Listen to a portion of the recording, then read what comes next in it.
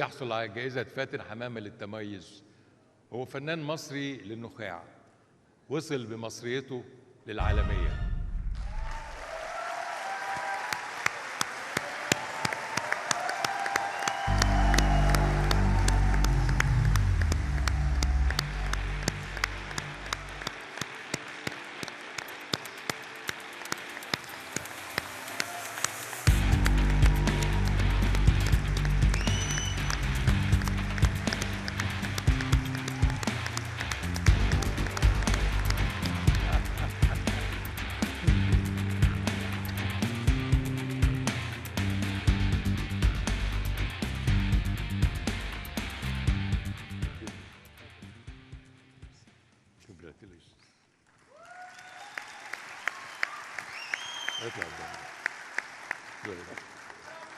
النجم المصري العالمي خالد النبوي.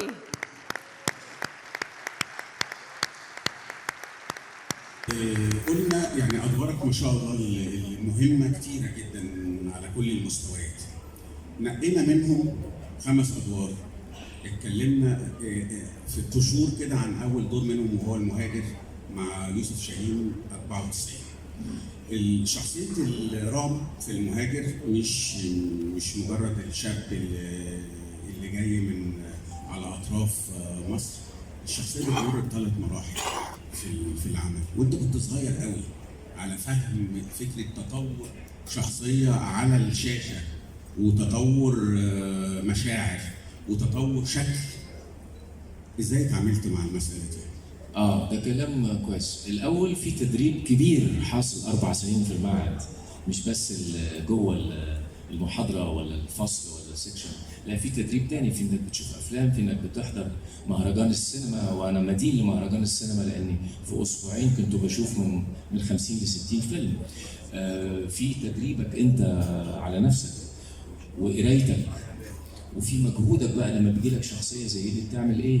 وفي استاذ كبير قوي قوي قوي قوي اسمه يوسف شاهين، في منظومه كامله، في ناهد نصر الله في الملابس، في حامد حمدان بيعمل الديكور، في رمسيس مرزوق بيعمل التصوير او مدير التصوير، في محمد نوح عمل يعني كل ده خلاك تظهر كده في الفيلم.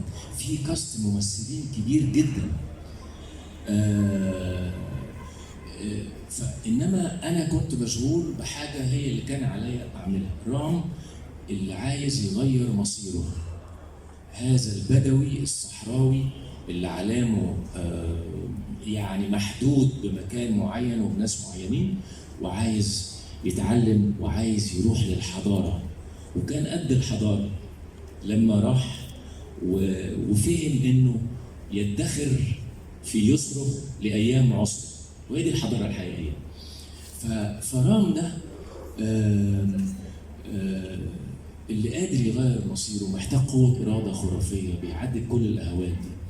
ده اللي كان شاغلني، إنه ده اللي يوصل على الشاشة ويوصل.